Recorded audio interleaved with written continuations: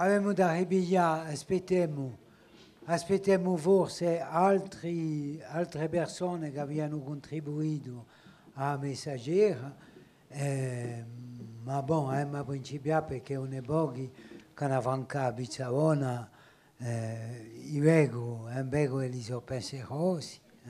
Stamane avevano a risa scagnata, facendo piuttosto un muso, dunque è meglio non compromettere mica la bene immediato. E abbiamo mandato a Paolo Filippi, dunque ai contributori di Messaggera.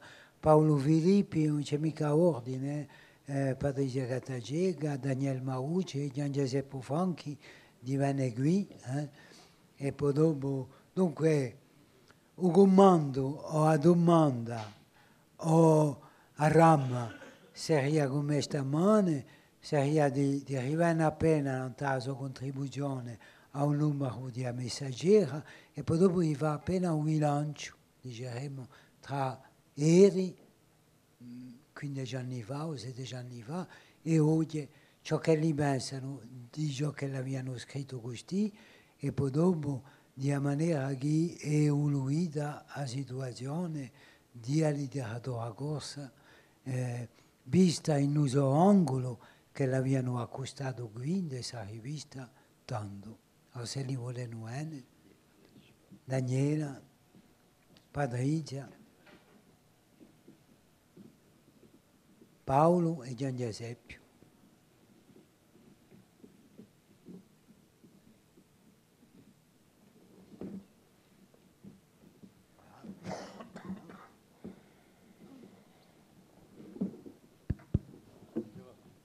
Qual è che da principiare?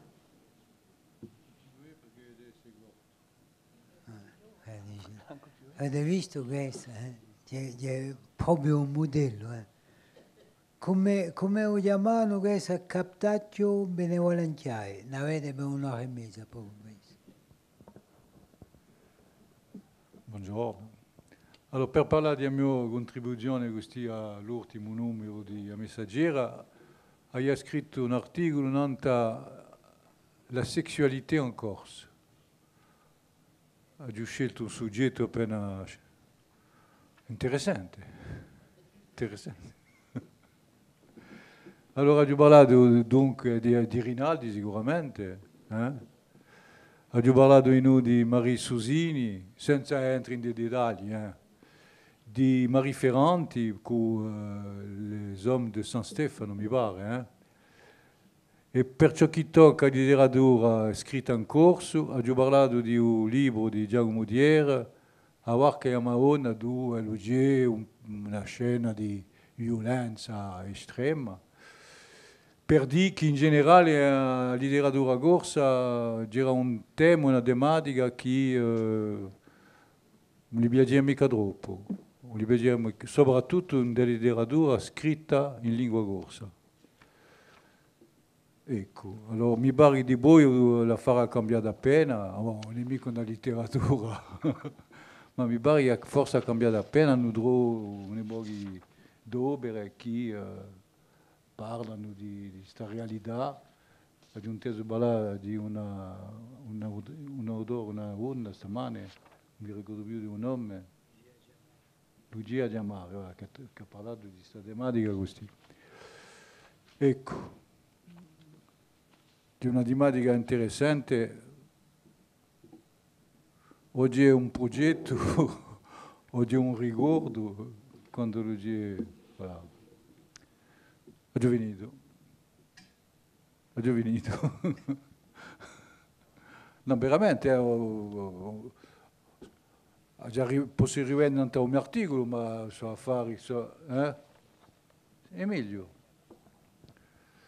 Bon, per ciò che tocca a Rinaldi, tutto il mondo sa che è di una tematica che si ritrova spesso, una specie di miseria sessuale, cioè da dire, di un narratore che manca in questo dominio così, non ha veramente un piacere, non ha veramente una felicità qualunque.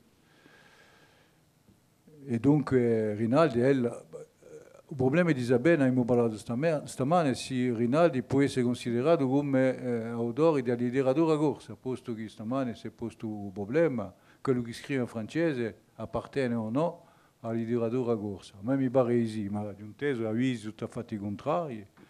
A me mi pare così, posto che la materia stessa di un romanzo di Rinaldi è a Corsica.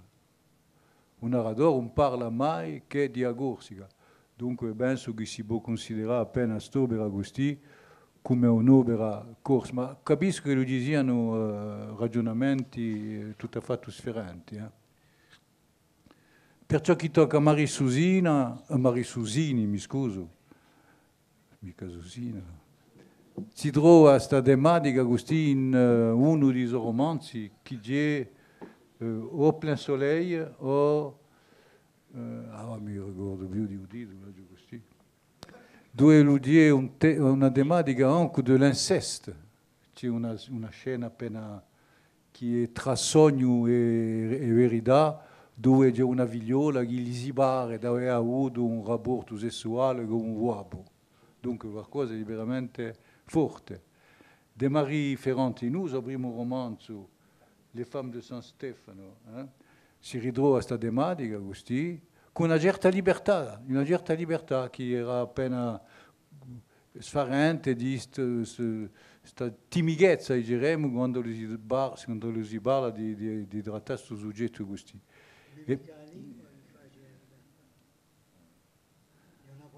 Non penso mica che la sia la lingua, è piuttosto la cultura che può essere un interdetto, più che la lingua.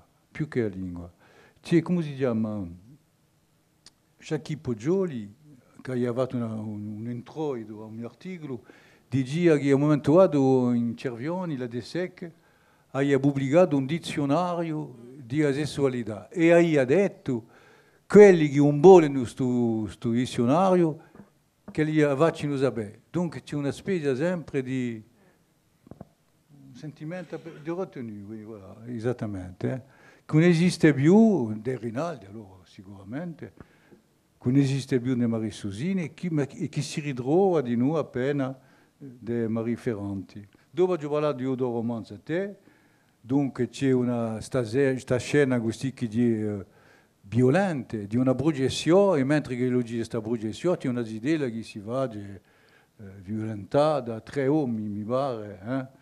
Dunque c'è così un introito violento di questa tematica di sessualità. E ha detto in noi della cultura popolare, del canto, per esempio, ci dà un canto di Zidel che ha aggiunto cantare con della Zidello, e che diceva Odochi, era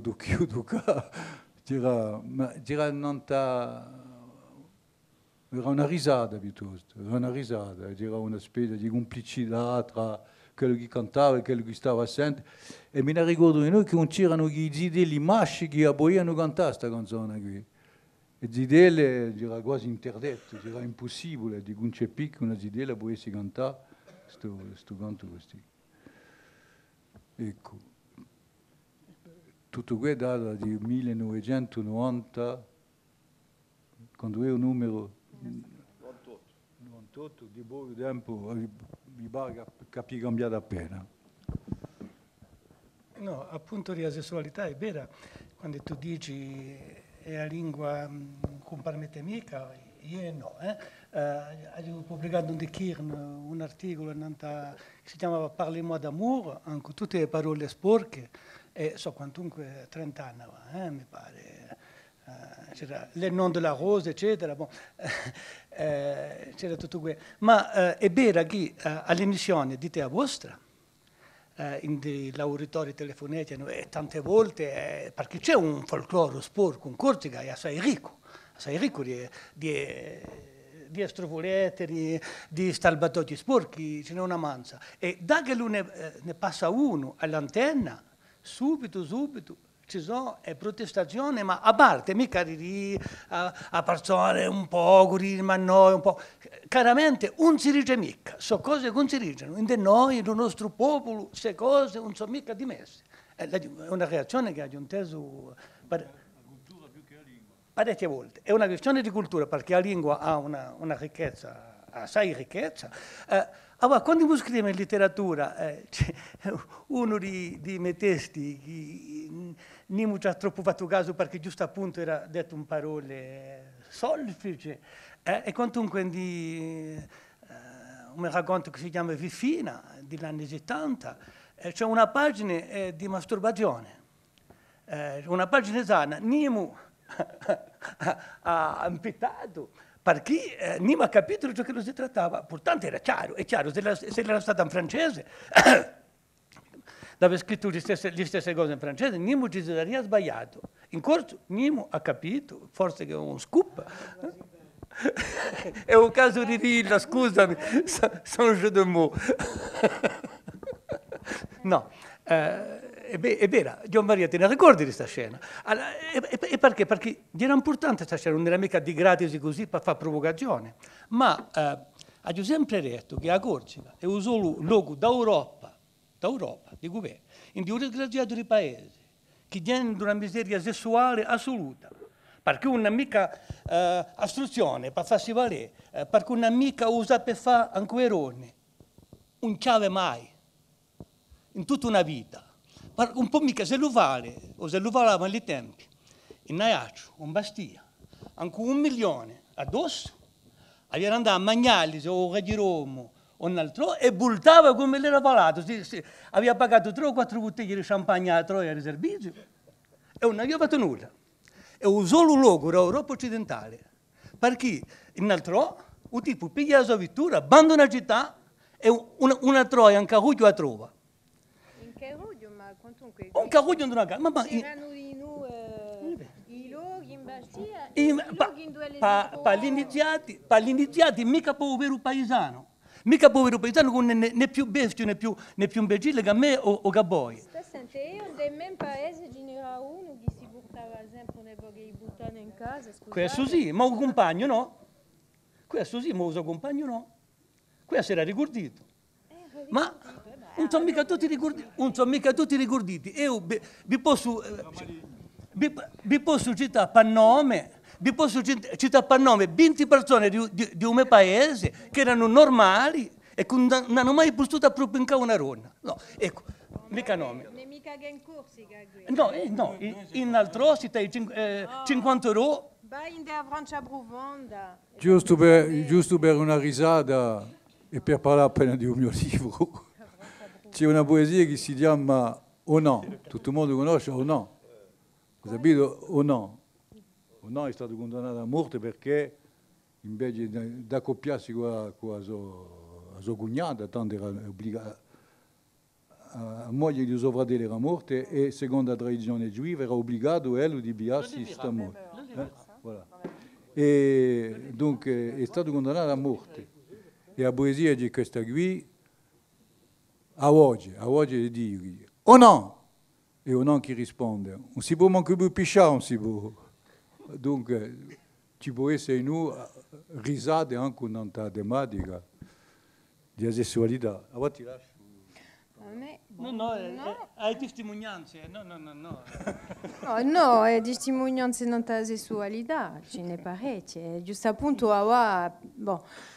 posto che io parlo più volentieri ganto, c'è un gruppo che intreccia i ribia o butano a canzone minaiva tudante in rock, di tonton che ribia. Qui non si parla mica di società solo, si parla della società come l'è trasposta, come l'è fatta, rappresentata in letteratura. È questo che ci interessa. Non ci riguarda mica il fatto di andare a correggere la società o a dirle la sua via, non è mica questo, la persona.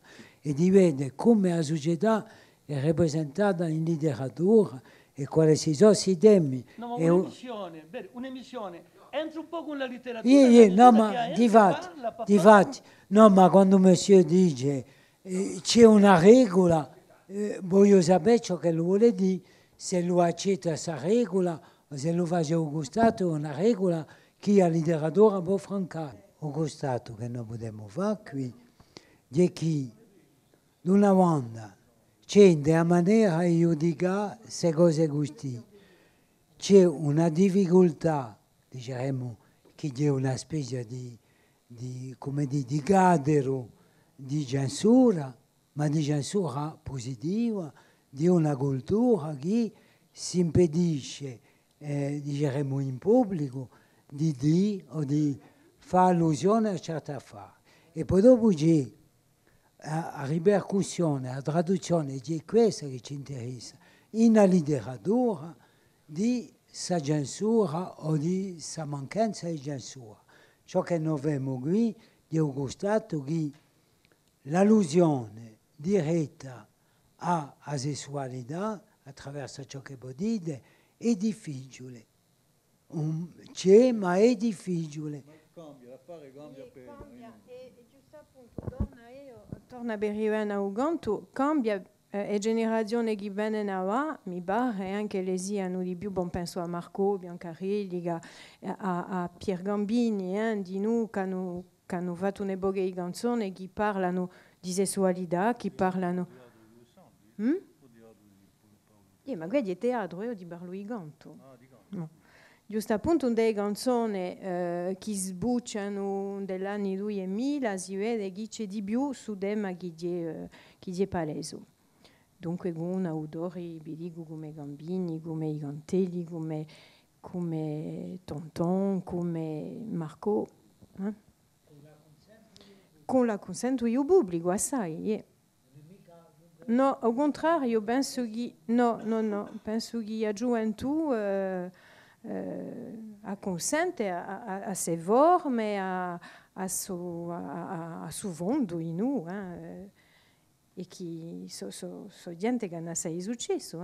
Pier Gambini è un cantautore che oggi è riconosciuto come uno di radio che è di più importanti della modernità, di ciò che lo porta in moderno attraverso la musica, ma di noi attraverso il testo.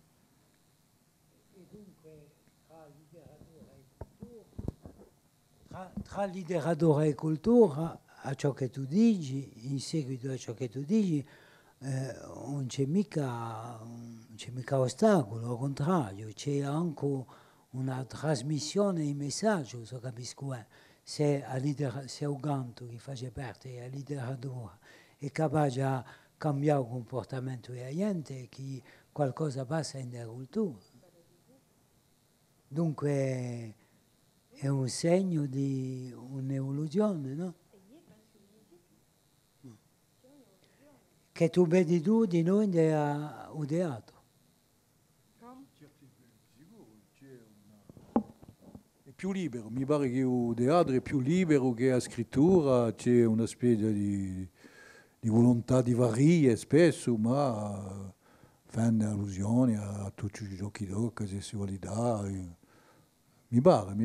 Ce l'avrebbe domandato Usavisa a Paolo De Santi, mi pare che forse la parola teatrale è più libera che l'altra.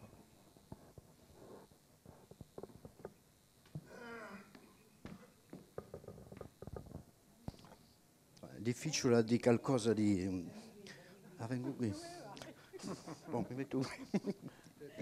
No, è difficile parlare di teatro e di sessualità perché viene inteso in cui teatro c'è comunque come dice la radio, una volontà di mettere una certa distanza per rapporto pubblico. Non si può mica finalmente fare un teatro di sessualità generale su che si faccia in un testo, per esempio. Posto che è troppo violento, è troppo presente il teatro. Dunque c'è comunque un po' una distanza che faccia che forza il tabù un po' governa. Non si può mica allora che schiamano una pezza pornografica, perché mica, ma se non abbiamo mica questa volontà qui, siamo ritenuti, ma è piuttosto la forma che ci ritiene. Penso che la volontà, vedete, mica... E dunque, bon, credo mica che intanto nei pezzi che abbiamo scritto con Filippo Guerini ci fosse tanta sessualità, ma intanto è vero che abbiamo in conto un principio stavolta intellettuale e di dire non c'è mica da frenare in qualunque tabù, questa sì, ma c'è la forma che ci impedisce un po' forza di entrare nei dettagli, dice la radio.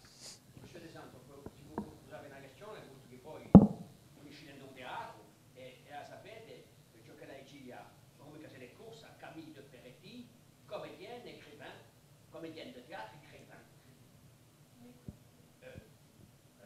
C'est toujours un bonheur de voir tomber les masques e di s'apercevoir che les gens nous préfèrent déguisés.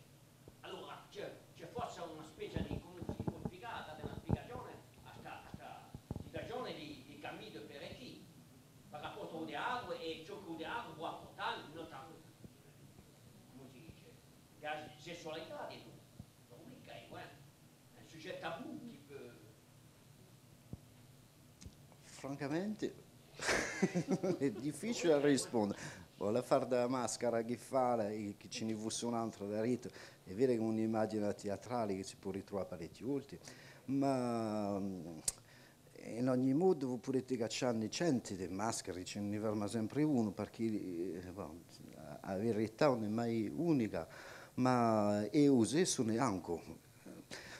Io, ciò che posso dire forse quantunque è qualcosa, è piuttosto un affare di polemica, ma quantunque mi pare, non so mica ciò che i donici ne pensano, ma penso che c'è quantunque in un discorso da sessualità un affare di macismo che ferma e che a me mi scomoda un poco.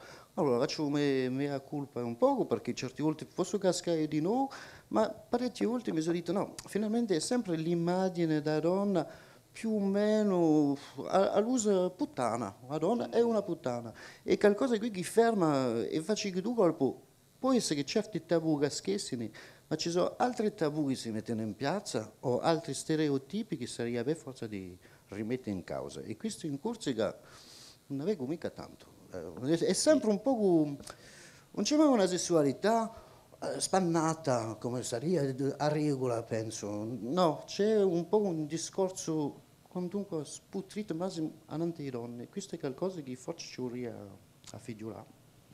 Ma solo nella letteratura o nella cultura? Ah no, la letteratura e la cultura, forse... Perché la questione è che abbiamo posto, da più o meno, da questa mano, mettiamo la letteratura come appena messa in causa o critica o avanzata, diciamo, simbolica della cultura.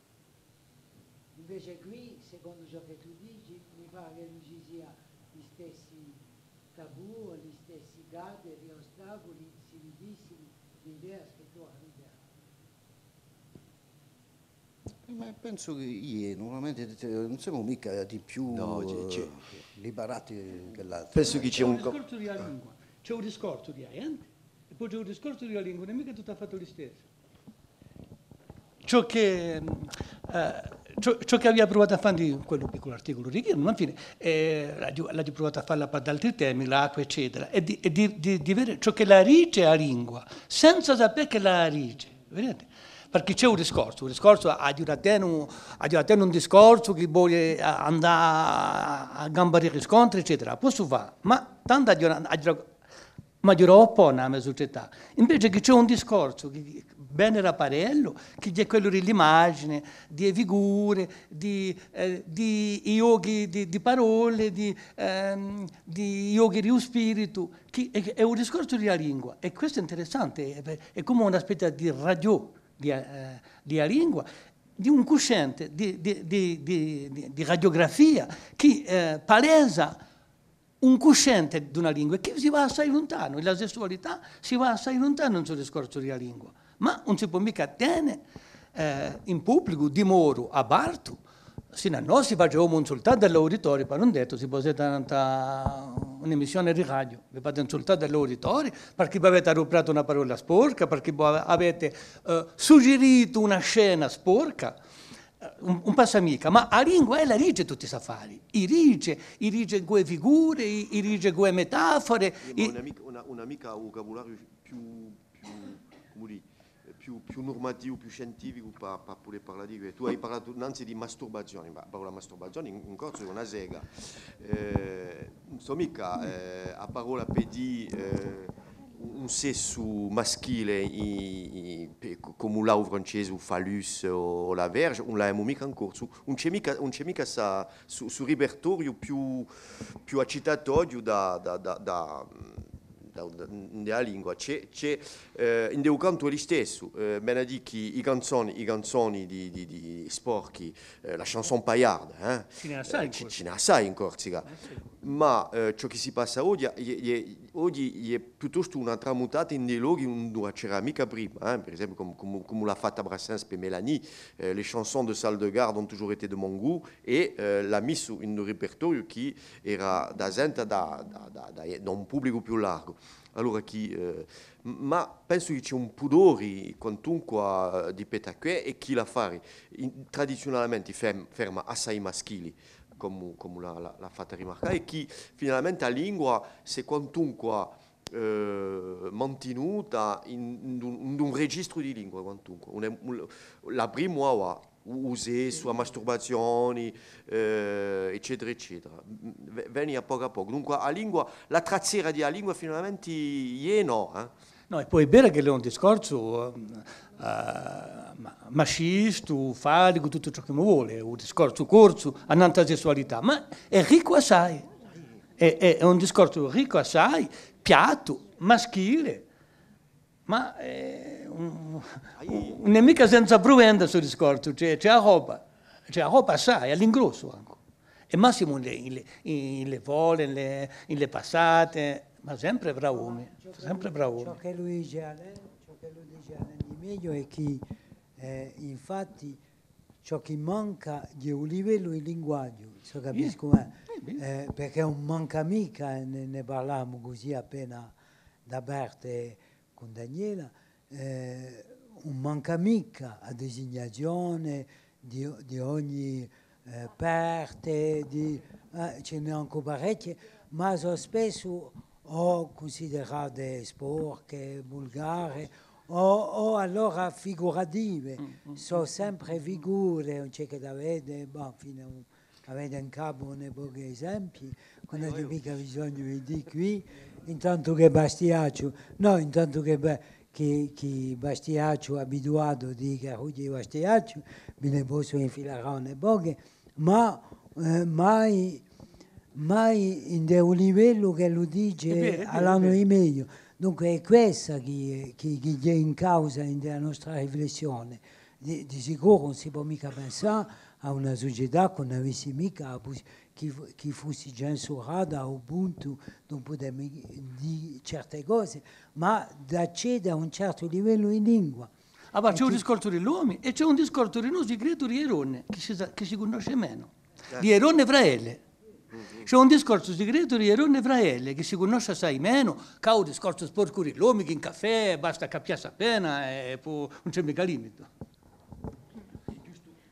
Un accenno quantunque in su tramuto che c'è stato quantunque per più l'esempio di Ieietto qui che oggi marca quantunque fra altri ma una tramutata, un'industriera in altri registri di lingua, di cultura, di letteratura, perché qui è proprio iconoclasto, l'eroe Ieietto in un ambito di 1900 è quantunque qualcosa d'assai trasgressivo finalmente in della letteratura. Dunque, buon segno di evoluzione in quanto a letteratura.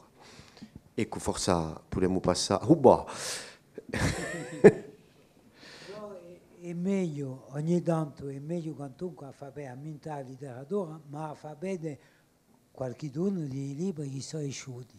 Dunque, se voi volete sfogliare dopo, so qui. Forse diamo la parola a Patrizia che la compie questo punto non ciò che ti hai scritto in della messaggera.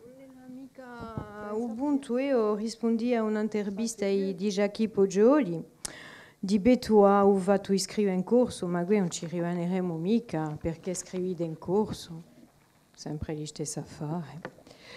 E qui di beta aggregazione e a tradizione de Ugantu.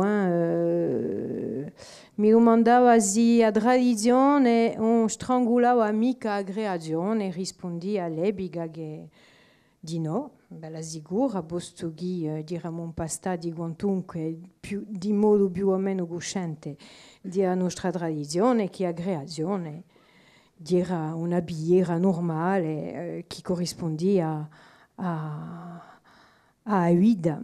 Ecco.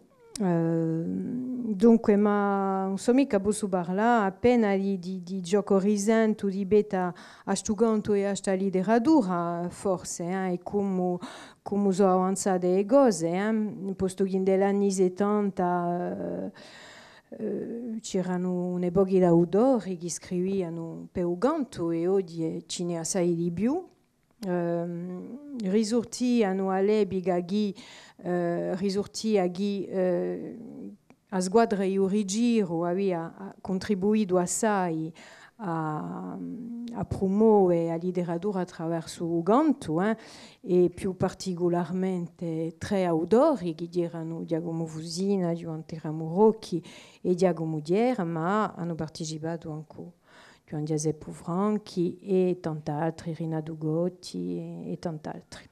Ecco, dunque, oggi a Chinesimo, oggi si vede che c'è una generazione nuova di autori che è sbucciata, una generazione di autori che sono a tempo cantarini, che sono a tempo compositori, e poi altri che sono scrivani, e che si investiscono in unde, che si abbiano in unde, de strada di canto, come se l'avussi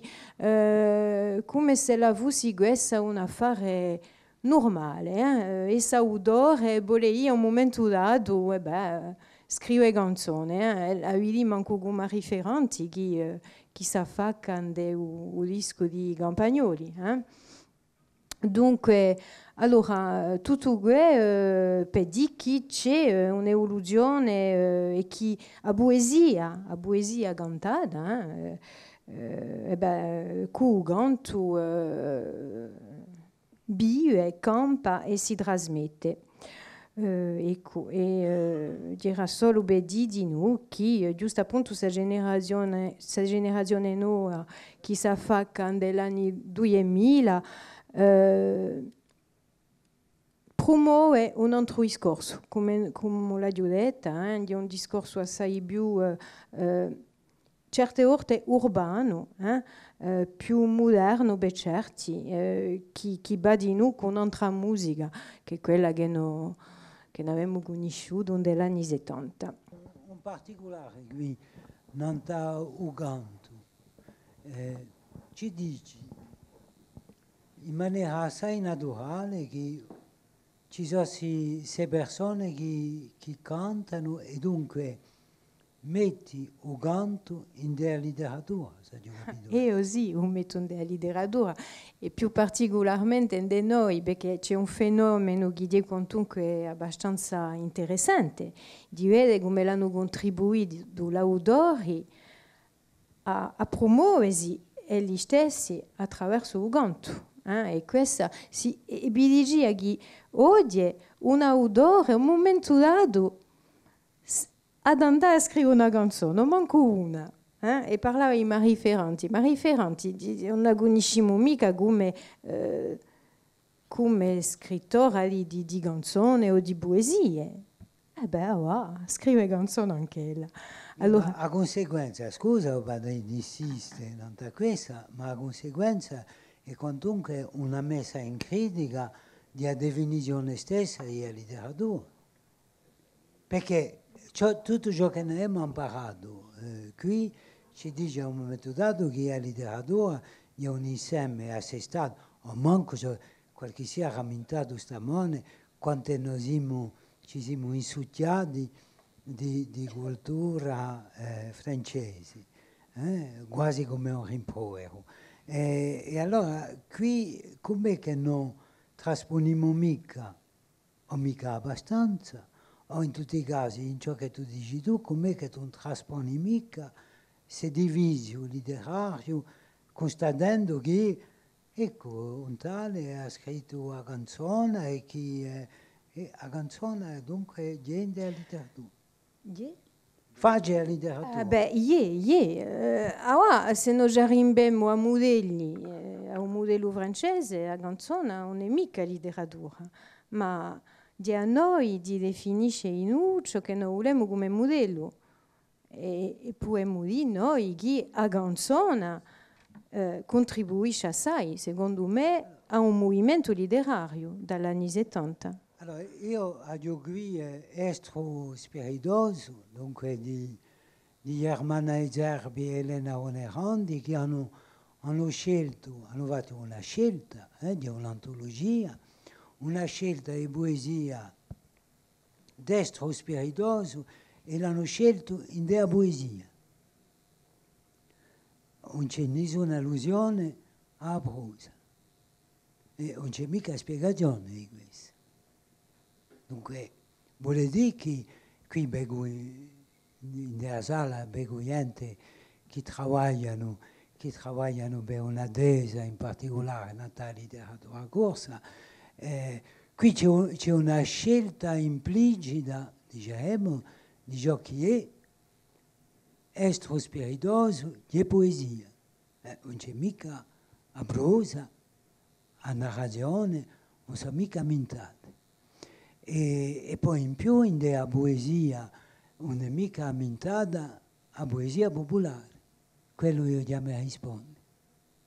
Dunque, amore in merca non ne manca appena per andare a stuzzicare l'autore o l'autrice, semplicemente per dire che quando noi scriviamo, quando noi riflettiamo nella letteratura, c'è un'epoca a fare che sono evidenti per noi e poi dopo ci sono forse un'epoca altra a fare, un'epoca altre riferenze che lavorano, ma più lì sotto, anche a dispetto della coscienza che noi abbiamo di fare così, perché se io non ti rispondi, mi pare che io ti rispondi, uso il senso stesso di io ti rispondi, di la zuffa tra uno e l'altro, la zuffa scherzoso, giusto appunto, tra uno e l'altro, e l'estro è assai spiritoso, come lui ci faceva vedere un mail di sti giorni qui che annuncia una serata, mi pare, 27 di febbraio, in Portivecchio, a scuola di Zia Beppa, con Gian Pedro Ristori, e mette una piccola video in dove si s'azzuffano Olivier Juancé e Carlo, non so più, no, mica Carlo Orsucci. S'azzuffano ed è meraviglioso. Lo spirito fa scaccanare tutto il pubblico di in giro. Dunque è questa che voglio dire. C'è anche poesia sapiente, poesia scritta, poesia popolare, sono tante categorie che vengono appena impastare il nostro giudizio. Daniele, allora, tanto ci aveva fatto les archives des mots, dicene di più. Pro Radio. C'était à la demande de Jackie Poggioli. Elle m'avait demandé d'écrire sur la pièce Arimigna, dans laquelle j'avais joué en 1974. Alors, je vais dire Arimigna. Oui, alors pour les jeunes, Arimigna, c'était, on avait mis en scène les minutes du procès du Niol que François Flore nous avait donné. Il avait retrouvé les minutes du procès. Et Renato Gotti avait, à partir de ces minutes, avait écrit une pièce qui s'appelait Arimigna, qui mettait en scène donc ce procès. Et alors, je parlerai de mon expérience. Bon, c'était le retour en Corse. C'était donc la période du Riacquisto, avec tous les espoirs. Et c'était donc Domenico Togno avait créé avec Saverio Valentini un théâtre de recherche qui s'appelait Teatro Paesano. Et donc, nous avons travaillé sur ce thème. Et dès ce retour en Corse, donc, j'étais de plein pied dans la culture corse et pour moi, ça avait été une aventure très importante puisque c'était être partie prenante du peuple corse et tout ce travail autour de cette mémoire, c'est aussi redonner la mémoire à cet événement qui avait été dramatique pour le peuple corse. Mais moi, je l'avais vécu comme quelque chose, bon, il faut dire, il faut nommer les choses, mais sans esprit de revanche, sans haine, pour justement avancer, construire l'avenir. Parce que si on éprouve toujours de la haine par rapport à quelques individus ou quelques pouvoirs ou quelques institutions, je pense, c'est condamner notre avenir. Et c'est pour ça que, bon, moi, j'avais été, bon, pour toutes ces raisons, et en plus, bon, les jeunes ne le savent peut-être pas, mais bon, on a dit qu'on a Casata Gorz, et c'était par rapport à mon histoire aussi une façon d'ouvrir la Corse au monde méditerranéen, parce que pendant ces siècles passés, la Corse, on a contraint les Corses à voir que dans le nord, avoir le regard Pisat-Insou, en se coupant de son environnement naturel qui était la Méditerranée, bien que les Corses aient contribué à être les gardiums de l'empire colonial français. Donc c'était le coupé de son environnement, l'Italie, la Sardaigne, l'Afrique du Nord, le Moyen-Orient. C'était vraiment construire un imaginaire qui n'était pas en fait le nôtre. Et donc cette pièce, c'était faire appel à des écrivains espagnols, des écrivains algériens. Il y avait même une lettre de Napoléon qui avait été traduite en corse.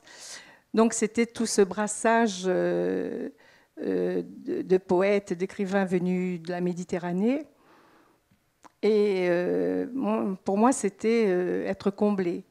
En plus, bon, j'avais eu la chance de Tonio, qui m'avait donné le flambeau, et je devais danser sur la musique de Amoresca, qui, on sait très bien, symbolisait cette danse pour tenir tête aux musulmans.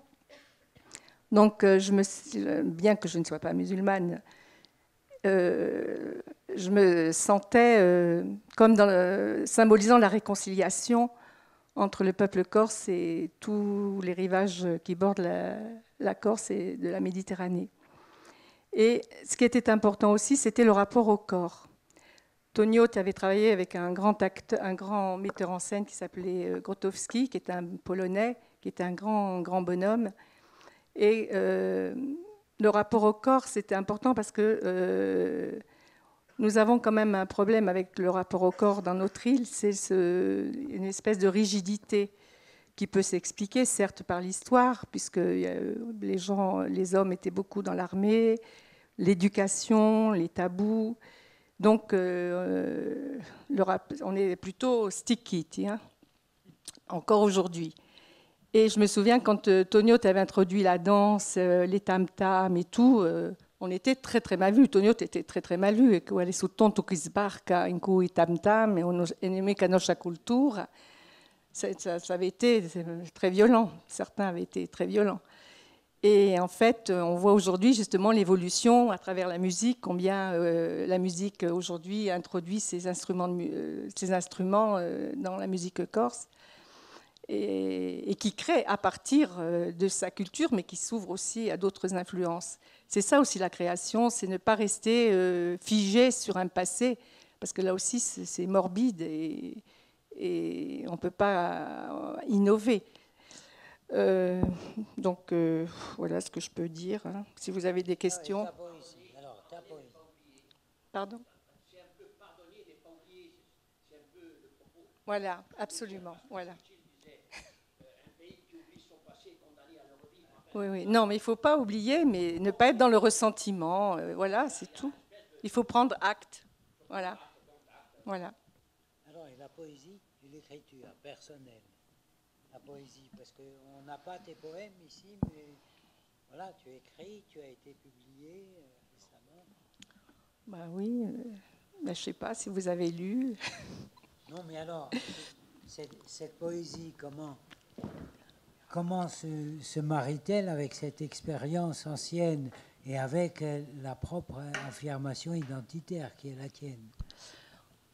La poésie, bon, d'abord, j'ai beaucoup écrit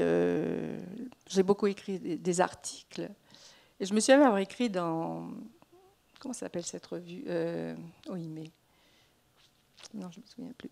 J'avais écrit un article sur l'immigration. Bon, moi, j'ai une formation d'économiste. Et en fait, j'ai écrit cet article de façon très, très poétique. Pas du tout ni sociologique, ni économiste. Et c'est après coup, j'ai fait un texte de prose poétique sur l'immigration. Comment ça s'appelait la revue? La revue Contraste. Voilà, Jean-Marie doit s'en souvenir. Et en fait, la poésie, je pense qu'elle était toujours présente dans mes textes, mais pas de façon aussi... Disons qu'il y avait les germes.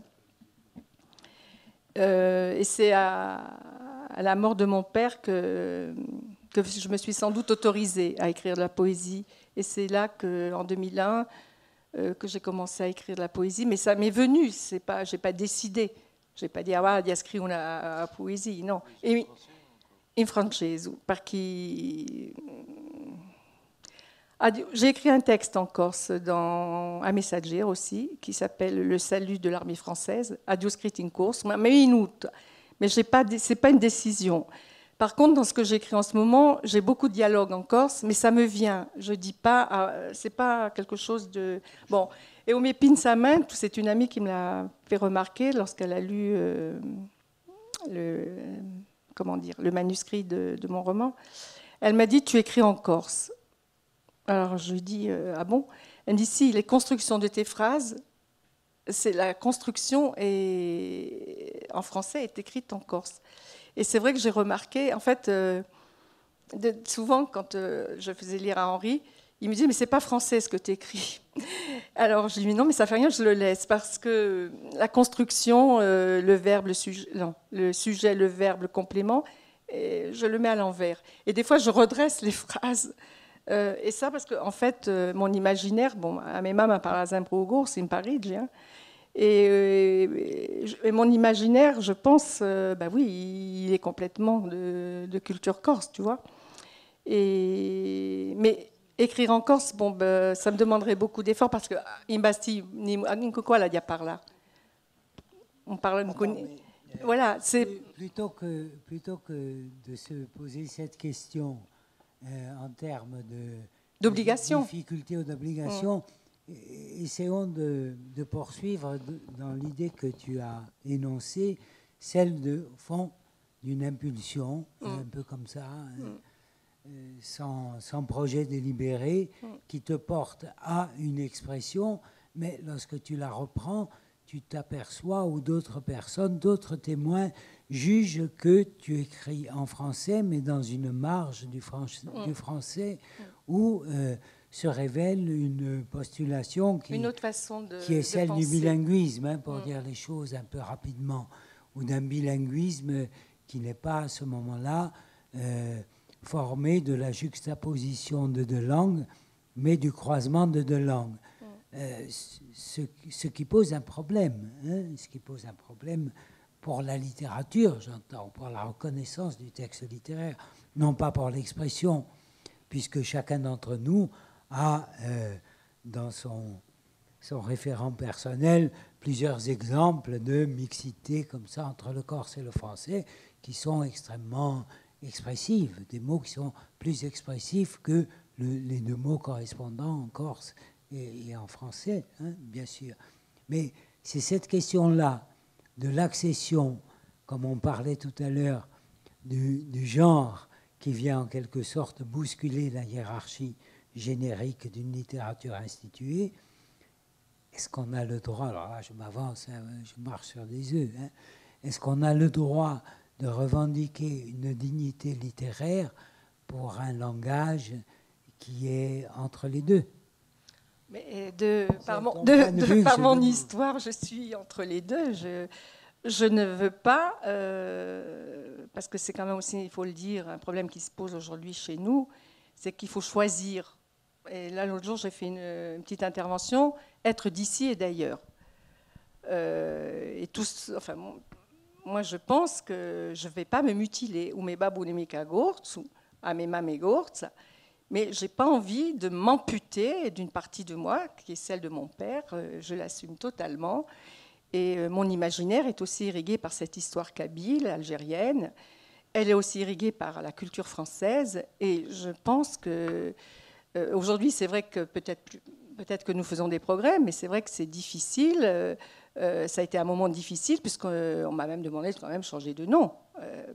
Que je provoquais, etc., qu'il fallait que je répète à Kazat Adimam, qui me dit « Ah, mais ça s'entonne ». Et Dieu sait que, bon, ça c'est quand même important de le dire à la jeunesse. On peut, parce que je connais des gens qui finissent en I et en A, comme je dis le I d'idiot et le A de Anne, j'avais écrit ça dans un article très provocateur, et on a nous d'Adigor, qui connaissent rien à la culture, etc. Donc peut-être qu'il faut prendre conscience que, voilà, les patrimoines bougent, les identités bougent et qu'on est dans le mouvement et que je pense, voilà, j'hérite de ce mouvement, mais comme tout le monde en Corse. Ça a toujours été. Qui n'a pas un père ou un grand-père? On a un grand-père italien, suisse, russe, il y a eu des Yougoslaves, donc on est dans le mouvement. Daniel, pardon, mais la littérature. La littérature, moi je ne sais pas si ceux qui décident de ce que j'écris, si c'est corse ou pas corse. Moi je dis tout simplement, j'écris, je suis une femme qui écrit, et moi je n'ai pas envie d'être enfermée. J'ai pas envie d'être enfermée dans ou la corsitude, la francitude, ou je ne sais pas trop. Je suis une femme qui écrit, voilà. Si ça touche les gens, je suis contente de partager.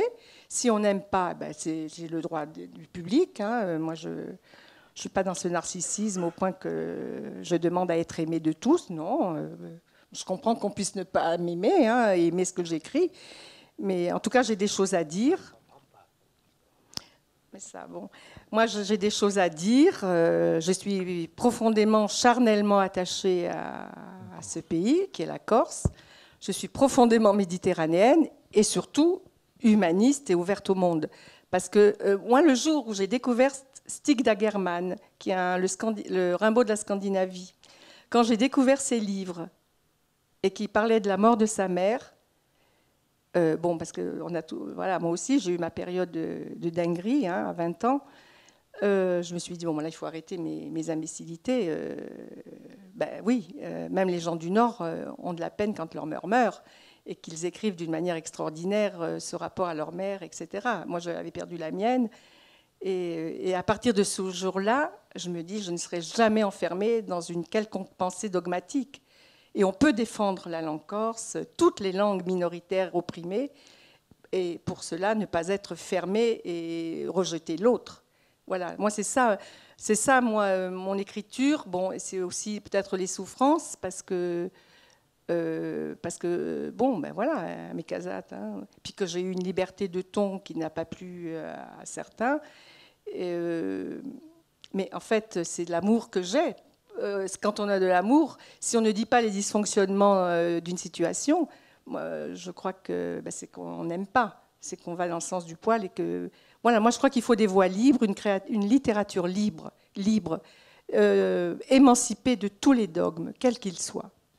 Merci, tu as élargi, tu as élargi, oui. Voilà, le constat que l'on peut faire, quand même, à propos de cette possibilité pour une expression en langue française d'intégrer un certain nombre de significations qui appartiennent à une autre langue dans la langue française. On peut quand même faire un constat que nous avons une difficulté, nous, à la reconnaître, ce glissement, cette évolution de notre expression, en français même, qui intègre des mots d'origine corse. Nous avons de la difficulté, notre débat en témoigne. Alors que l'institution l'institution littéraire que nous jugeons comme minorante et exclusive, l'a intégrée depuis longtemps. La mixité du langage, je sais pas, on n'a qu'à penser à un chamoiseau ou à un confiant, à un glissant. On voit bien comment cette mixité est en quelque sorte constitutive non seulement de l'expression littéraire, mais de la reconnaissance. De la reconnaissance.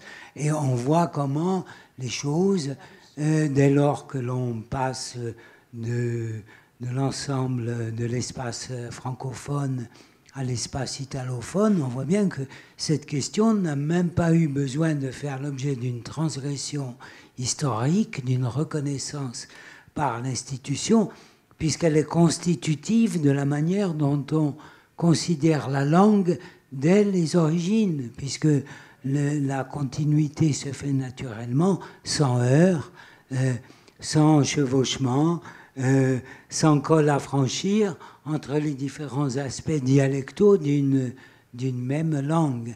Et c'est pareil dans l'espace hispanophone, par exemple, quand on considère les littératures, je sais pas, uruguayennes, paraguayennes, mexicaines, par rapport à l'expression castillanophone.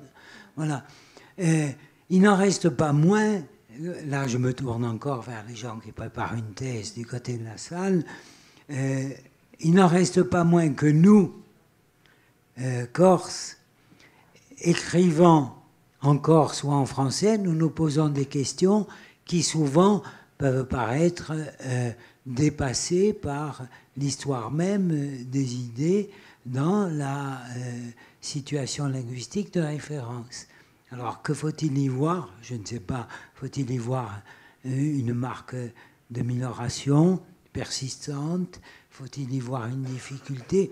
Je ne sais pas, mais ça reste un problème. On voit que nous constatons qu'il y a aujourd'hui encore des freins, là où, dans l'ensemble auquel nous appartenons, dans les ensembles auxquels nous appartenons, eh bien, ces freins n'existent plus.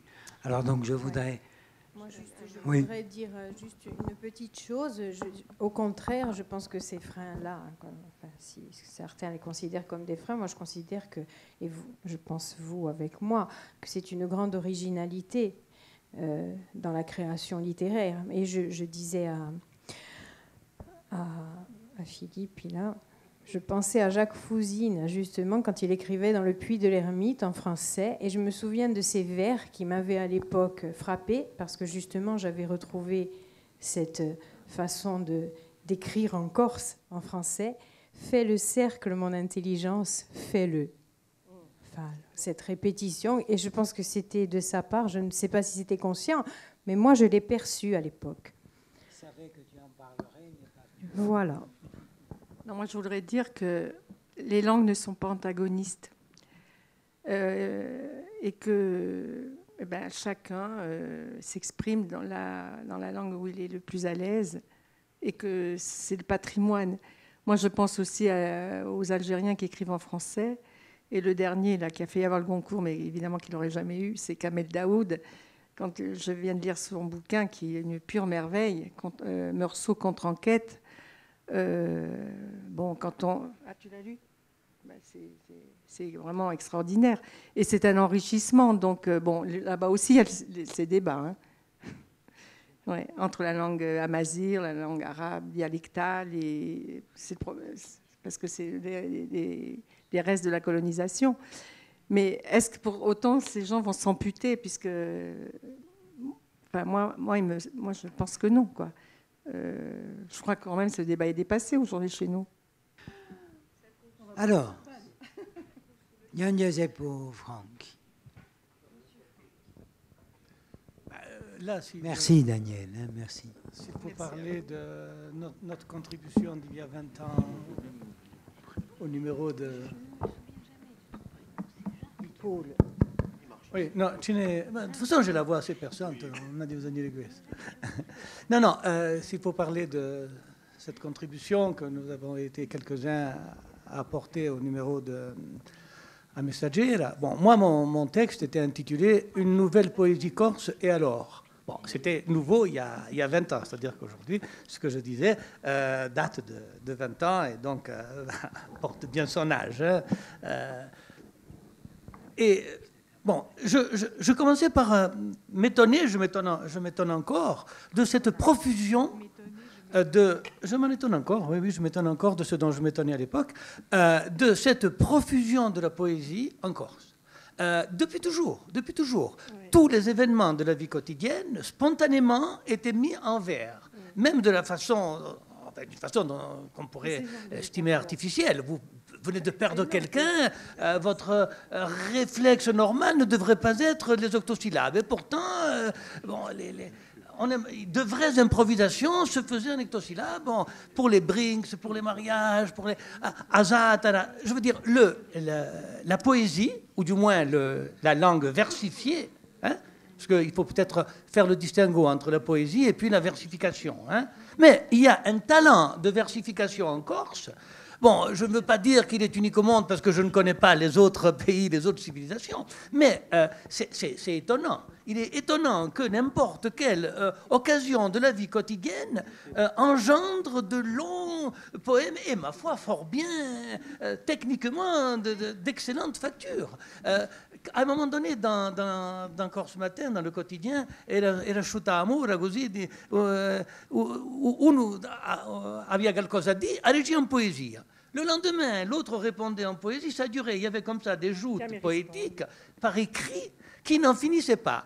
Avec Ditervos, c'est pareil. Tous les jours, il y a des gens qui sont capables tous les jours de faire un excellent. Bon, c'est du traditionnel, c'est tout ce qu'on veut, mais tous les jours, vous avez des auditeurs qui nous proposent d'excellents textes, rimés, d'excellentes factures. Bon, c'est étonnant. C'est étonnant quand même, cette profusion, cette fécondité de la poésie dans la société corse. Me répond, je veux dire, les exemples seraient multiples. Il semble que, un peu comme dans la tragédie classique, où il semble que, effectivement, spontanément, les gens parlaient en alexandrin. Ben nous, c'est vrai, c'était vrai. Nous, on ne se forçait pas. Spontanément, on ne parlait pas en alexandrin, mais en octosyllabe. Bon. Donc, il y a ce terreau qu'on appellera poétique, en prenant garde de ne pas confondre la poésie et la versification. Mais la versification, il faut être doué. Je vous avoue que j'envie et j'admire le talent versificateur de beaucoup de nos compatriotes, et j'aimerais en avoir la moitié ou le quart. Hein. Pas seulement les improvisateurs, mais même les gens qui écrivent tous les jours des bons textes. Bon. Alors, une nouvelle poésie corse, je disais, qu'est-ce que ça veut dire ?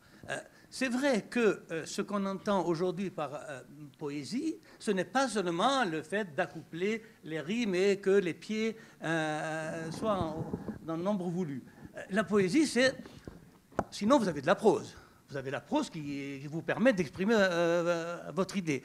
La poésie, en dehors du plaisir de l'euphonie qui habille les idées. Mais la poésie, c'est quand même autre chose. C'est quand même le choc de l'image. Hein? Il y a la célèbre la formule, le poids des mots, le choc des photos. La poésie, c'est pour toutes les langues, hein, pas seulement pour le Corse. C'est le choc de l'image, c'est-à-dire c'est le mot qui donne à voir. C'est l'image aussi inattendue que possible. Hein, dans le classique, on attendait au contraire la rime, mais dans la poésie moderne, ce qu'a apporté au monde la poésie moderne en général, le XXe siècle, c'est quand même, sous l'impétus du surréalisme, c'est quand même le choc de l'image, c'est l'ouverture, c'est l'explosion. Bon sang, mais c'était ça. Bon sang, mais c'est bien sûr. Mais oui. Qui tente parole, je vois. Voilà, le poète, c'est celui qui donne à voir, c'est le voyant. Bon, on l'a dit, on l'a répété. Alors, c'est vrai que la nouvelle poésie corse, ça a été cela. Pas tellement la mienne. Moi, je veux dire, je suis resté très, très en deçà. Hein, très en deçà, on peut en parler quand on a fait Rigiro. Bon, vous avez des gens comme Fusina qui sont apparus, ou comme Thiers, c'était des météores. Hein, ils étaient portés par... mais oui, ils étaient portés par les techniques du surréalisme, surtout. Hein, le surréalisme vous a beaucoup nourri au départ. Après, vous en êtes un peu revenu. Mais... parce que vous avez fait des chansons, et que les chansons ne pouvaient pas être totalement surréalistes. Bon, il fallait qu'elles soient quand même comprises. mais le choc,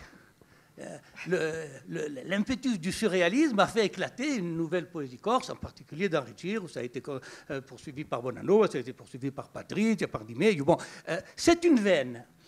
Moi, personnellement, je restais en deçà parce que j'estimais que... D'abord parce que ce n'était pas mon inspiration naturelle. Et ensuite, j'estimais qu'une langue qui s'adonnait à une nouvelle littérature et une nouvelle poésie ne pouvait aller qu'au bout de ses possibilités intrinsèques du moment. C'est-à-dire que pour moi, la langue était à ce point de maturité pour être un peu inspirée de symbolisme, des gauzy, mais sans plus. Oui, je suis resté...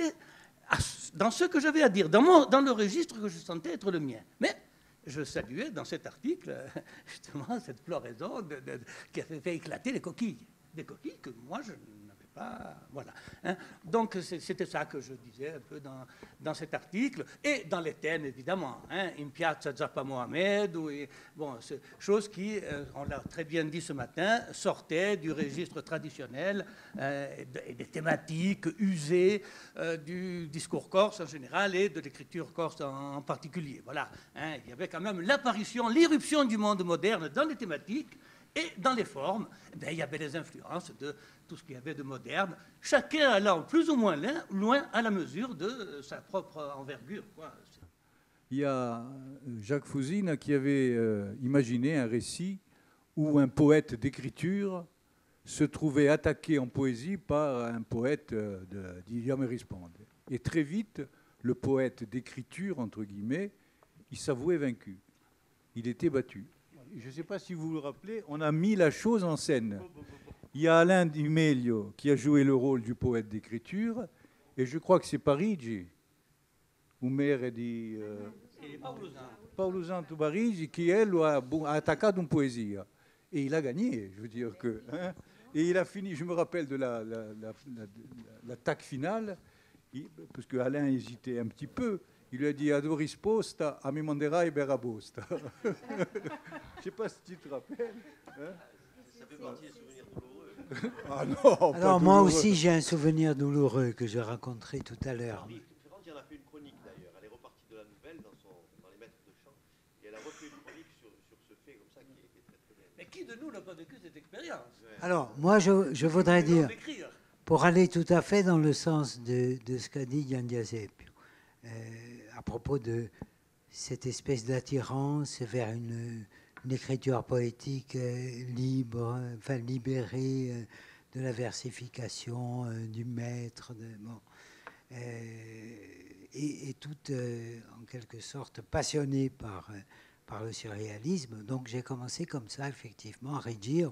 D'ailleurs, je me rappelle certaines frictions dans le comité de rédaction ou dans les embryons de comité de rédaction. Voilà. Mais alors voilà, j'ai eu un jour, j'ai fait un voyage avec un car plein de poètes du Thiam et Risponde. Nous sommes partis de Bastia et nous sommes allés jusqu'à Ghibellina en Sicile. Et nous avons fait des haltes comme ça dans tous les pays, toutes les régions où se pratique une poésie orale populaire. En Toscane, avec l'Ottawa Rime, etc., etc. Jusqu'à Ghibellina, jusqu'à l'Institut culturel à Ghibellina, où se trouvait en quelque sorte le point d'arrivée de cette migration très instructive.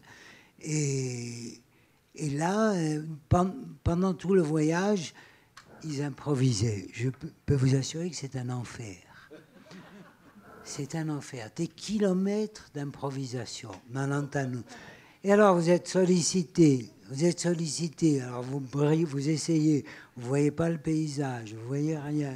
Profitez de rien. vous vivez toutes vos infirmités, toutes vos insuffisances, vous bricolez 3 rimes, elles ne provoquent que des éclats de rire ou des mines apitoyées ou des propos de commisération. En revenant de là, je me suis juré de... Voilà, j'ai écrit un bel article sur Chiamé Rispondi où j'ai essayé de minorer ce qu'est le Chiamé Rispondi en disant que ce n'était pas autre chose que de la conversation quotidienne rimée. Bon, je n'y croyais pas trop, mais il y a effectivement, c'est ce que disait Gian Giuseppe, hein, je crois qu'il y a confrontation de modèles différents, hein, de modèles, de choses différentes. Et la question, me semble-t-il, est qu'est-ce que nous pouvons en faire ? Comment nous approprier sans les araser ces différents sous un moule commun, ces différentes postulations qui toutes sont constitutives de notre culture. Comment la diversité peut-elle exister à l'intérieur même de notre culture ? Daniel en a parlé à partir de points de référence qui sont des cultures, des origines différentes, mais à l'intérieur même, depuis longtemps, à l'intérieur même de la culture corse, Spodiga Gurs, ces postulations différentes existent. Comment les marier ? Voilà. Pardon. Les proverbes, à 95%, ils riment. Dans aucun autre pays. Voilà. En français, ils ne riment pas comme ça. Il n'y a pas que le français. Aux États-Unis, il y a des joutes organisées aujourd'hui. Hein. Il y a des joutes. Enfin, aux États-Unis, oui, il y a des joutes organisées. Il y a des joutes organisées par des jeunes, qui sont des jeunes très jeunes, hein, et ils font ça dans des espèces de clubs. Oui, voilà. C'est du Chiamé Rispondi en anglais. Et voilà. Ouais, voilà, non, mais c'est la même technique de joute, hein, avec un. Au Brésil. Ben oui, il n'y a pas qu'en Corse. Mais non, attends, au Brésil. Premier soir. Le premier soir où j'arrive à Fortaleza, on nous dit il y a une soirée, et là j'assiste à des Chiamé Rispondi. Je croyais rêver. Mais en fait, c'est au Portugal, ça vient aussi du Portugal, donc en Méditerranée. Je crois que dans toutes les cultures, il y a toujours ces formes. Tu vois, moi je veux te dire que c'est pas. Il y a des endroits où c'est pas quelque chose qui reste quelque chose de traditionnel. Non, c'est dans la vie. Hein, quand tu vois ces jeunes aux États-Unis, il y a même eu un film qui a été fait, je me souviens plus du nom du film. Un très beau film où tu vois ces jeunes qui jouent là et qui vont vraiment jusqu'au bout de la compétition, des fois en s'acharnant vraiment, quoi. Mais la France n'est pas poète. Non, moi je voulais revenir un petit peu sur le propos de Gian Giuseppe, sur une partie qu'on a eue en aparté et sur le fait aussi de définir sa poésie en allant au bout de la langue comme ça et de voir toutes les potentialités. Et j'étais en train de me demander si... on parlait tout à l'heure de la traduction et il me disait, moi j'ai beaucoup de problèmes quand même sur le fait que je trouve que traduire c'est impossible, je dirais pas, c'est impossible. Et je me demande justement par rapport à tout ce qu'on met dans une poésie en Corse, si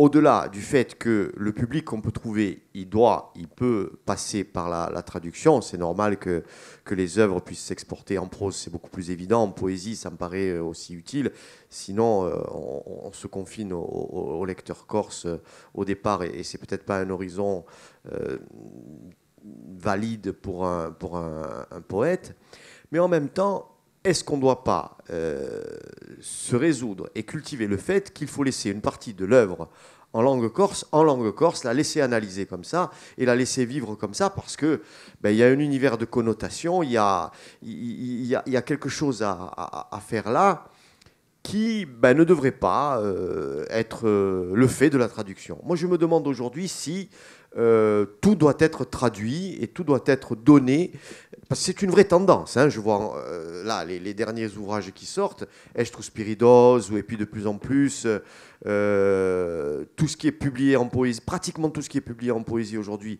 l'est fait de façon bilingue.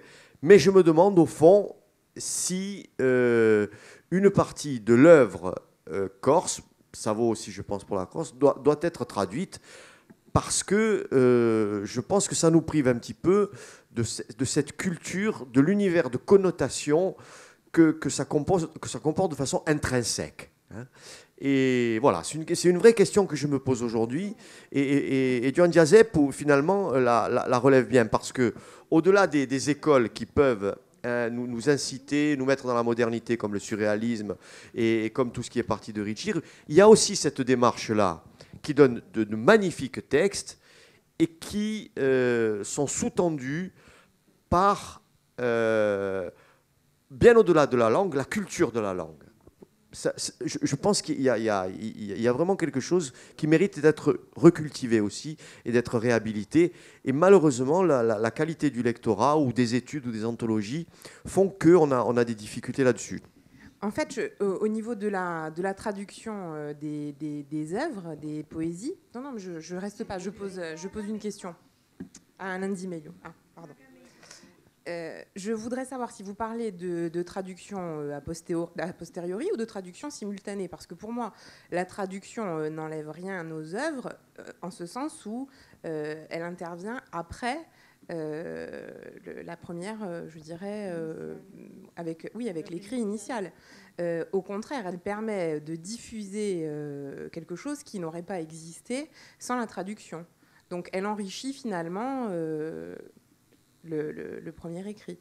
Donc je voulais savoir si c'était traduction simultanée ou a posteriori. Mais en fait, non, simultané, c'est évident. A posteriori, c'est déjà plus, comment dirais-je, plus conforme, dans la mesure où la traduction qui vient a posteriori, elle a un mérite, à mon sens, c'est que l'œuvre a déjà existé avant.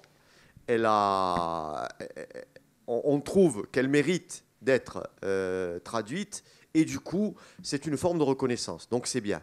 Tandis que la publication traduite simultanée a une certaine prétention. Maintenant, je ne veux pas non plus condamner tous ceux qui publient en traduisant de façon simultanée. Non, la vraie question que je me posais, c'est que certaines œuvres, peut-être, qu'elles méritent de n'être pas traduites et cultivées intrinsèquement dans leur jus culturel initial. Voilà, c'est une question que je me pose.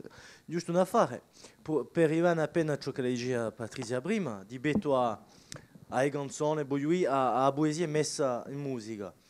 Un momento ciò che conta è dire nella riflessione, nella traduzione. Ciò che conta spesso è la litterazione, poi la sonorità della poesia stessa. Poi che la traduzione non è mica un'obbligazione, un momento dato, per far passare un messaggio poi us intimo. La riflessione nella traduzione gioca anche nella sonorità di a lingua di ardila. Per esempio, ciò che face a forza, io penso, mettiamo a Bolivonia, ciò che avete cantato per i Giochi Olimpici. Poi un momento dato, il pubblico, dire il fatto di un capire, di un passare senza la traduzione, che un momento dato, per arrivare appena a poesia, a viure, sono le viure che sono inventate. D'arredo a sonorità, d'arredo a un immaginario che si costruisce per istrare. Un momento dato c'è anche questo aspetto qui. Bon, è giusto una riflessione a suo livello qui. Forse una rimarca di non alla traduzione, sono d'accordo con ciò che l'ha detto Emanuela Benadichi. Io francamente sono contro le pubblicazioni bislingui subito.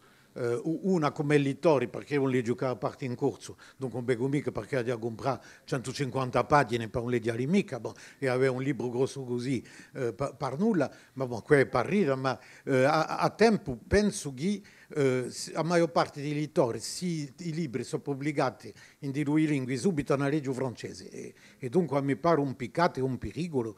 Dunque dopo sì, 3 mesi dopo, 6 mesi dopo, è normale, ciò che si faccia per le pubblicazioni in inglese, in italiano, in ciò che vuole, quando è là una qualità che ci vuole. Il secondo punto è vero che a tempo si può dire, tutto si può tradurre e nulla si può tradurre. E lui so bene. Tutto si può tradurre perché ogni idea, ogni fondo di pensamento si può rendere in importa che lingua, a tempo non si possono mai rendere tutte le connotazioni che ci sono in una lingua. E dunque la traduzione si sa che porterà l'80% del contenuto. Dopo la rivolta, quando un poco non mi risponde che ognuno è meravigliato dalla sua qualità e non daremo mica a tante ammirazioni. Benedichi, a spesso non mi risponde, ci sono 8 villari meravigliosi, a mezza 8.000 non sono manco goffi, ma non sono né belli né goffi, perché a spesso non mi risponde, è normale in pluralità. Vale anche per l'Ilia dell'Odissea, nell'Ilia dell'Odissea ci sono i versi, mezzi versi, che sono fatti con Achille più rapido, con di 20 fils de la Herte, industrioso Ulisse, un verso, bon, quello è per occupare il terreno. E non mi risponde, c'è spesso, a sì che mi bega, a sì che ho capito. Bon, qualità letteraria, quantunque. Bon, dunque, a tempo qualità globali, perché c'è una qualità dell'improvvisazione, di un lavoro di diversificazione, ma un dicendo mica che è sempre meraviglioso, invece che mi pare che nella poesia moderna scritta ogni parola conta. E tu mi rispondi no, conta un movimento. Allora io per conto mio, come ne abbiamo parlato, poi via del caffè invece noi lavoriamo, io ho aiutato un po' parecchio. Dunque è giusto alla corta così per dire che c'è un slancio diciamo, e la creazione che si ne impippa di aminorazione o al contrario di libertà e che di scrittura, espressione, creazione di un mondo nuovo giusto appunto perché chi si scrive. E poi dopo c'è la condizione di un ricevimento dell'opera una volta che l'è prodotta. E questa è un'altra riflessione, è un altro dominio, un'altra andatura, e in particolare quando si tratta di una lingua che non è mica una lingua parlata facile e che anche gente che la parlano sono poco avvezzi a leggerla, e ciò che fa è che la minorazione è spesso una minorazione nel mondo dell'edizione, che fa che un libro un po' mica circolare come un libro che è scritto in un'altra lingua, anche se è un libro scritto in francese, da un corso non è mica promesso a una bene che lo porta al concorso. E spesso un libro in corso, scritto in corso, ha un più bello destino che quello scritto dalla stessa persona in francese. Non c'è mica regola unica per questo. Allora, non vorrebbe mica rilanciare il discorso solo da parola a Gian Giuseppe perché a domanda, e poi dopo vorrebbe concludere con un parere di quello che non c'è mica oggi, ma che ci poteva essere, posto che le Domenico Antonio Geronimi, nell'intervista che l'ha data a Jackie Poggioli, e che vedrete che è strano. No, intervista di 98, di Dondo, e che ci ha lasciato, penso, appena a bocca aperta, perché qui non l'abbiamo mica letta. L'abbiamo letta, ma non l'abbiamo mica ritenuta. Allora ripiglia Domenico Antonio allora. No, non voglio mica, non voglio mica così squassare. No, allora, prestuvata, sempre andando al discorso, per ripigliare il discorso, la traduzione della poesia è una grossa difficoltà, perché si traduce prosa, si traduce una poesia di una lingua, di un'altra lingua, la nostra, in francese, si muta la poesia in prosa, per definizione. per definizione, o allora un traduttore è lo stesso poeta e ricrea un'altra poesia di Zoya. Ecco, no, questa era una cosa che lo ci voleva quantunque a dire, perché a rima è una, dopo l'immagine è un'immagine, ne potete rendere conto, un'immagine che fa, che dà un colpo, come lo diciamo, potete traduce, ma è tutto ciò che al limite ciò che lo si può fare, si perde tutto il resto, ma era un altro punto che sapete che questo è un po' come cavallo vecchio di battaglie vecchie, e quello di aggregazione in lingua corsa, massimo poetica, chi piglia come strumento, come materia, come materiale, la materia scritta, e quella era una lingua vecchia, antigogna, e chi aveva il suo proprio universo, le sue proprie immagini, che le non si possono mica tradurre, perché non avevano mica evoluato di paro con l'altra retorica, le grandi lingue che si sono sempre barattate fra esse, invece che una lingua che è fermata, una lingua di paesani, casana, come lo diceva già Chiara,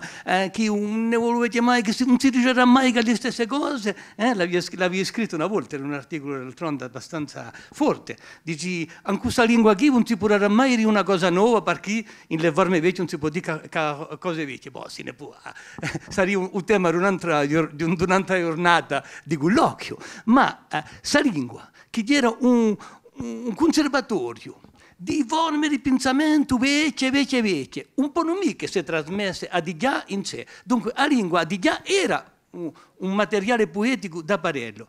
E come l'ha giuretta parecchie volte, una volta che ne avremo sfruttato tutto su tesoro di immagine che la lingua ci ha lasciato, non abbiamo manco bisogno di avere talento. È la lingua che ci porge e se poesie che noi siamo un po' che aveva fatto, i 3/4 di un merito era quello della lingua e mica un nostro. Bon, una volta che le ho sfruttate, sapete, o prima che Nerval, le premier qui a comparé une femme à une fleur était un génie, le second était un imbécile.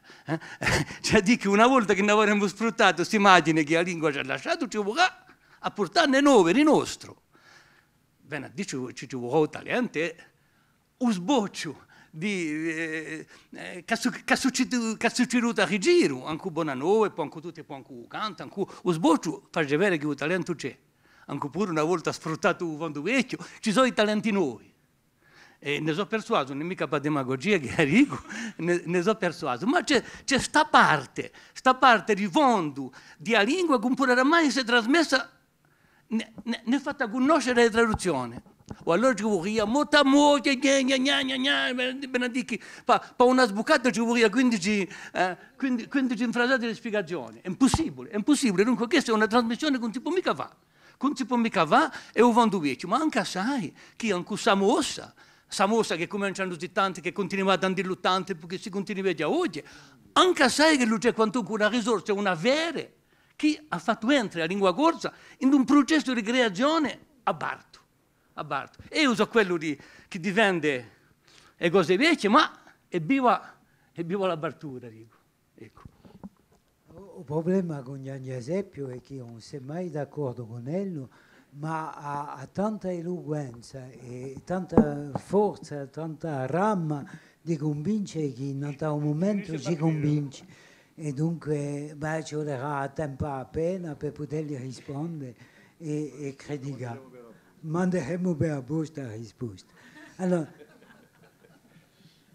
io vi voglio leggere la conclusione dunque studiamo e rispondi tra Jacques Poggioli e Domenico Antonio Geronimi, dunque in 98, in due veramente uomo di rigiro che aveva sempre proprio montato a guardia a parola corsa e a parola corsa spudica, la più spudica possibile.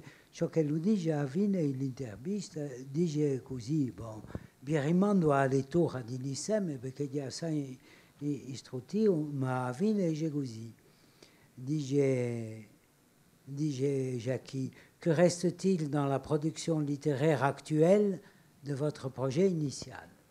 Donc, que reste-t-il dans la production de la fin des années 90 du projet initial de Ruggiero des années 70. Réponse de Jérôme.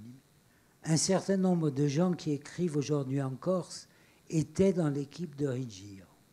Ils prolongent notre démarche. Et je tiens par ailleurs à dire que nous n'avons pas encore mis le point final à notre entreprise. Ruggiero va en effet reparaître. Bon. Mais le moment est venu aujourd'hui de traduire du corse dans d'autres langues, de manière à ce que notre production soit soumise à l'appréciation des autres, mesurée à l'aune de la production littéraire dans d'autres langues.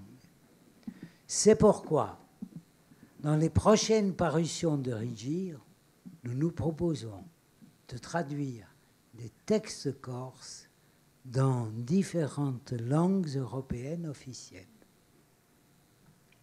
Voilà. Je vous laisse méditer jusqu'à notre prochain rendez-vous. A ringraziarvi e alla prossima.